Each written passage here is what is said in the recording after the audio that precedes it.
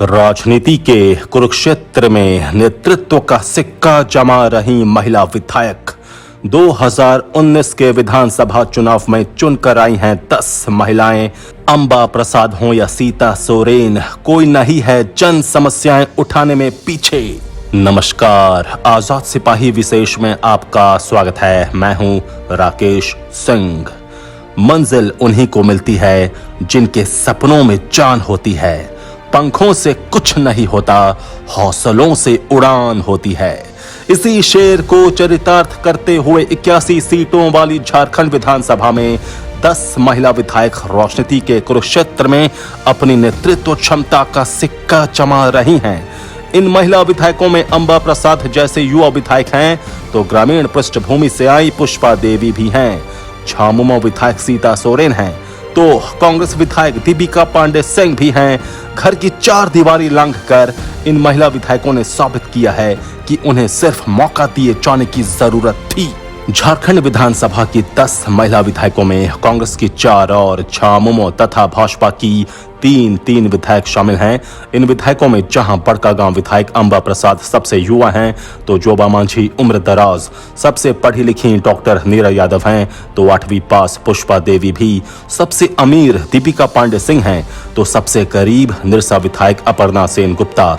इन महिला विधायकों की उम्र, शिक्षा और परिवेश में भले ही अंतर हो, क्षेत्र के लोगों की आकांक्षाओं पर खरा उतरने का इनका जज्बा तारीफ के काबिल है। झारखंड की महिला विधायकों की कार्यशैली और उनके नेतृत्व में हो रहे परिवर्तनों को रेखांकित करती दयानंद रॉय की रिपोर्ट।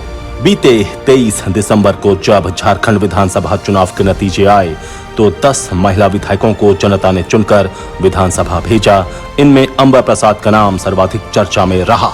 अंबा की चर्चा इसलिए हुई क्योंकि वे सबसे कम उम्र में विधायक बनी और बड़कागांव में अपने पिता और मां के बाद अपने दम पर विधायक चुनी गईं। ट्विटर पर फॉलोअर्स की संख्या में भी अंबा सबसे आगे रहीं, तो जनता की समस्या उठाने में भी उन्होंने विस्थापितों के सवाल को गंभीरता से उठाया और उसके नतीजे भी सामने आए। अब बात करते हैं जामा से झामुमो विधायक सीता सोरेन की। सीता सोरेन भी जनता के मुद्दे उठाने में कभी पीछे नहीं रहीं और इसी का नतीजा है कि सोशल मीडिया में उनकी लोकप्रियता बढ़ती चली जा रही है। सीता सोरेन ने जहां गैस के दाम में बढ़ोतरी का मुद्दा उठाया, तो बीमार लोगों को मदद दिलाने में भी वे पीछे नहीं रहीं। प्रशासन की कमियों को उजागर करने में वे काफी मुखर रही हैं। इसका नतीजा ये निकला कि वे जनता की आवाज बनकर सामने आईं। महागामा से कांग्रेस विधायक दीपिका पांडे सिंह न सिर्फ क्षेत्र में बल्कि विधानसभा में भी मुद्दों को प्रखरता से रखती हैं, जनता के बीच रहती हैं और उनकी समस्याओं को ध्यान से सुनकर उसके समाधान का प्रयास करती हैं।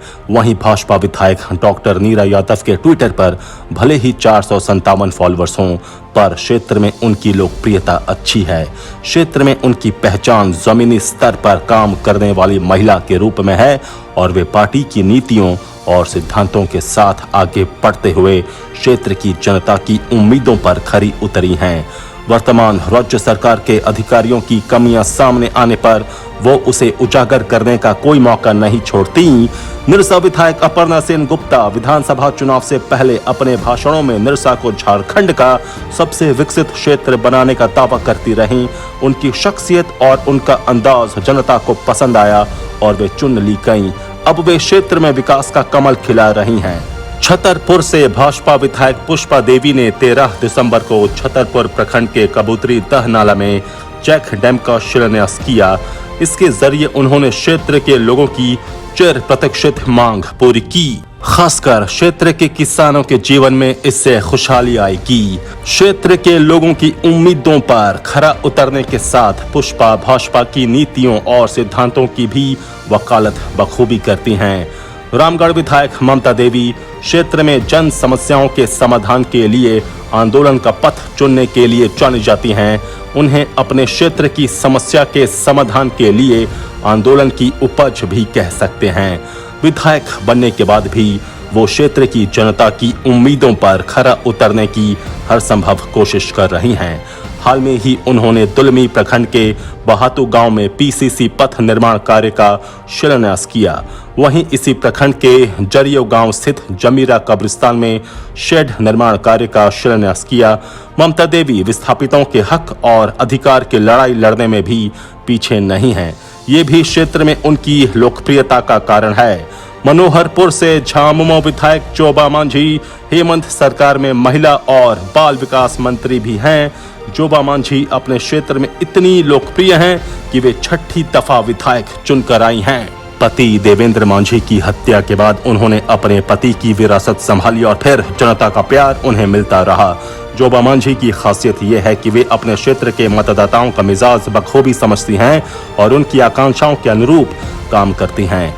झरिया विधायक पूर्णिमा नीरज सिंह पहली बार विधायक चुनकर आई हैं। उन्होंने क्षेत्र की जनता की भावनाओं के अनुरूप 2.5 दर्जन से अधिक योजनाओं की विकास शाखा में अनुशंसा की है। इसके अलावा आउटसोर्सिंग में धांधली के मुद्दों को भी वो प्रखरता से उठाती रही हैं। बीते दिनों विधानसभा की निवेदन समिति के 3 विधायकों ने बीसीसीएल के लोधना क्षेत्र का निरीक्षण किया, तो उस दौरान पूर्णिमा ने कहा कि अब झरिया के आउटसोर्सिंग में गुंडों का जमाना खत्म होने वाला है। जाहिर है कि चाहे विकास कार्य हो या क्षेत्र के लोगों की उम्मीद, हर क्षेत्र में पूर्णिमा खरी हैं। ईचागढ़ से झामुमो विधायक सविता महतो भी क्षेत्र के लोगों की उम्मीदों पर खरी हैं और लगातार क्षेत्र में काम कर रही हैं। वो अपने पति स्वर्गीय सुधीर महतो की राजनीतिक विरासत को आगे बढ़ा रही हैं। आखिर क्यों इतनी लोकप्रिय हैं महिला विधायक?